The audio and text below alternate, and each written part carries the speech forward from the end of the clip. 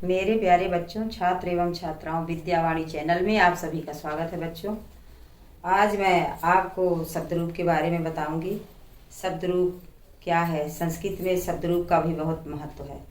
शब्द रूप होते हैं, धातु रूप होते हैं और पेपर में पूछे भी जाते हैं। एक तरफ से तो नहीं पूछे जाते, विभक्ति वाई विभक्ति पूछे जाते हैं। पहला, प्रथमा विभक्ति, द्वितीय विभक्ति, इसमें 7 विभक्तियों द्वारा ये शब्द रूप होते हैं। जैसे प्रथमा विभक्ति में कर्ता कारक होता है, द्वितीय विभक्ति में कर्म कारक, तृतीया में करण कारक।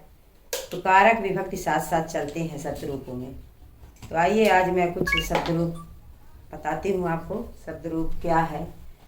तो दो या दो से अधिक, दो या दो से अधिक वर्णों से मिलकर जो रूप सामने आते हैं उसे शब्द कहते हैं। और पद भी आप कह सकते हैं, शब्द का दूसरा नाम पद भी है। दो या दो से अधिक वर्णों से मिलकर जो रूप सामने आते हैं उसे शब्द कहते हैं। आप छोटी सी परिभाषा लिख सकते हैं कि वाक्य की सबसे छोटी इकाई को क्या कहते हैं? शब्द कहते हैं। वाक्य की सबसे छोटी इकाई को शब्द कहते हैं। संज्ञा, सर्वनाम और विशेषण में लिंग के अनुसार तथा शब्दों के अंत में विद्यमान स्वर व्यंजन के आधार पर परिवर्तन होता है। इसमें संज्ञा, सर्वनाम, विशेषण में लिंग के अनुसार तथा शब्दों के अंत में विद्यमान जो स्वर रहते हैं, स्वर या व्यंजन के आधार पर इसमें परिवर्तन होता है।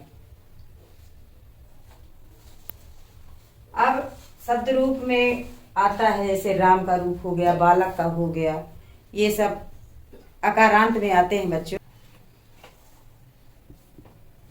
तो बच्चों, शब्दों को 3 भागों में बांटा गया है।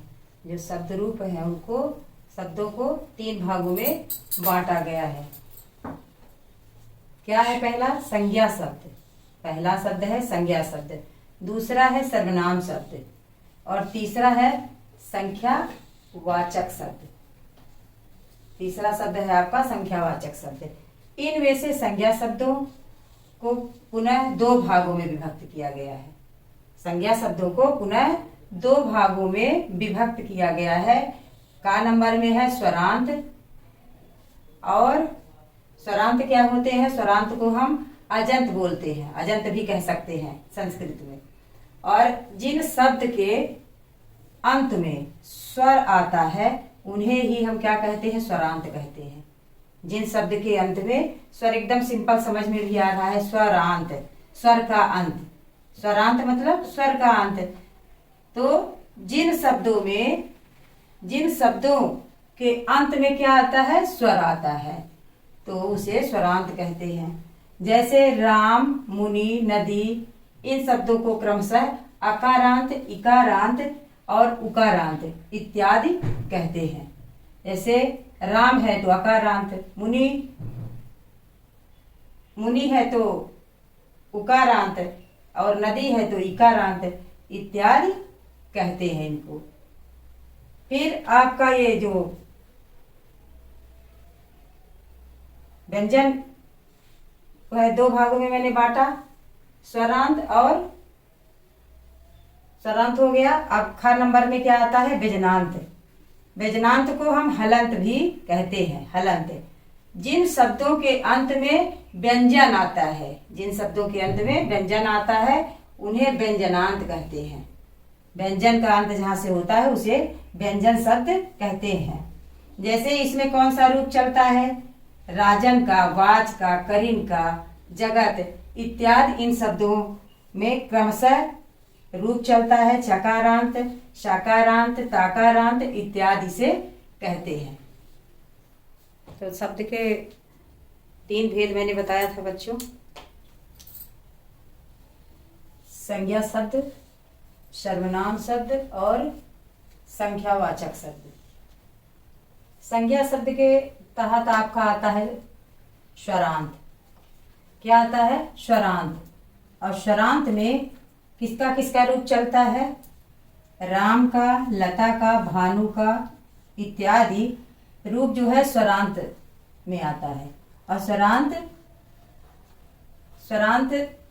संज्ञा शब्द में आता है। स्वरांत में राम, लता, भानु इत्यादि का रूप। सर्वनाम शब्द आपके है दूसरा नंबर पर।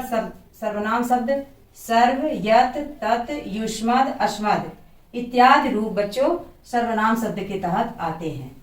और संख्यावाचक शब्द में क्या आता है? एक, द्वि, त्रि इत्यादि। जहाँ संख्यावाचक संख्याओं का वो रहता है कि एक संख्याओं का बोध होता है इसमें। संख्यावाचक में एक, द्वि, त्रि, चत्वारि, पंच, षष्ठ ये सब संख्या के तहत आते हैं संख्यावाचक में। अब स्वरांत में मैंने बता दिया। व्यंजनांत में आता है बच्चों किसका रूप? जगत का, राजन का, करीन का इत्यादि रूप जो है व्यंजन शब्द रूप। बच्चों मैं बता रही हूँ कि राम का रूप शब्द रूप में अकारांत में आता है। मैं बोर्ड में लिखे दे रही हूँ। 7 विभक्तियों और तीनों वचनों में, एक वचन, द्विवचन, बहुवचन और 7 विभक्तियों में मैं राम अकारांत पुल्लिंग में रूप लिख रही हूँ। तो प्रथमा विभक्ति एक वचन में हो जाएगा रामः, द्विवचन में हो जाएगा रामौ और बहुवचन में हो जाएगा रामाः। आप कैसे पढ़ेंगे? रामः, रामौ, रामाः प्रथमा विभक्ति में। द्वितीय विभक्ति में आप का हो जाएगा रामम, रामौ,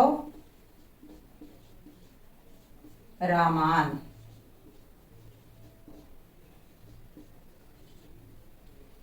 रामम, रामौ, रामान। तृतीय विभक्ति में रामेण, रामाभ्याम,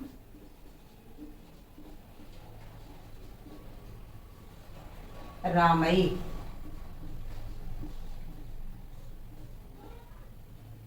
रामेण, रामाभ्याम, रामई। चतुर्थी विभक्ति में हो जाएगा रामाय, रामाभ्याम, रामाय, रामाभ्याम, रामेभ्यः।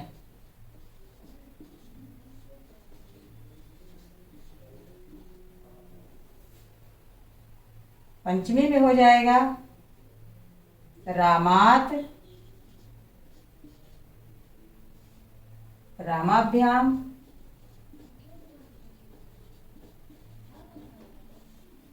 रामेभ्यः।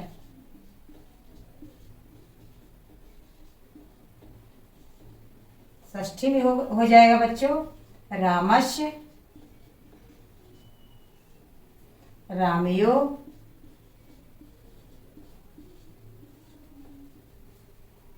रामाणाम। सप्तमी में हो जाएगा रामे, रामयो, रामेश।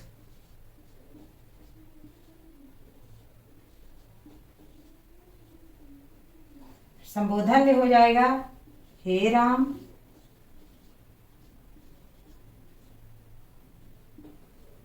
हे रामः, हे रामौ, हे रामा।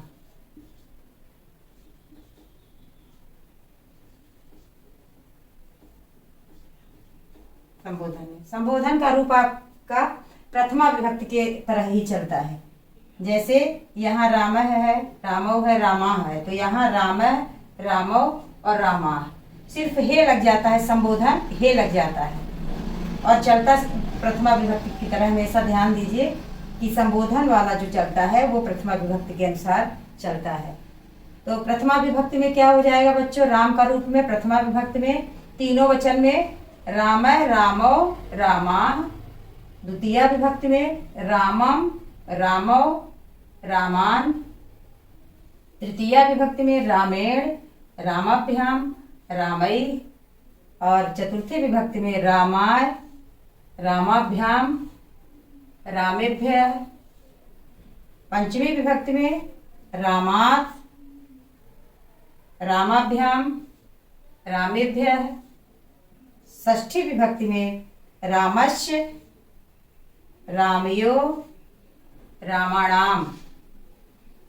सप्तमी विभक्ति में रामे, रामयो, रामेश। और संबोधन में हो जाएगा हे राम, हे रामो, हे रामा। इस तरह से राम का अकारांत पुल्लिंग में शब्द रूप चलता है बच्चों। विभक्ति में आपको ध्यान रखना है, कोई भी विभक्ति पूछी जा सकती है। राम के रूप में इस तरह से आपको पेपर में लिखने के लिए नहीं आएगा। मान लो आपको आ गया चतुर्थी विभक्ति में बहुवचन में क्या होगा, तो क्या लिख देंगे, रामेभ्यः। आ जाएगा रामाः, इस तरह से शब्द आ जाएगा रामाः इत्यस्य पदे वचनम लिखत। तो यहाँ क्या हो जाएगा, बहुवचन। आप बहुवचन लिख दोगे। ये बहुवचन में सब आते हैं, ये सब दो वचन में आते हैं और ये एक वचन में आते हैं। विभक्ति में पूछ लेगा कि रामस्य इत्यस्य पदस्य विभक्ति लिखत, तो आपको क्या लिख देना है, रामस्य में षष्ठी विभक्ति। षष्ठी विभक्ति एक वचन। रामे में सप्तमी विभक्ति एक वचन। रामात में पंचमी विभक्ति एक वचन। और रामाय में चतुर्थी विभक्ति एक वचन। कोई भी विभक्ति पूछ लेगा।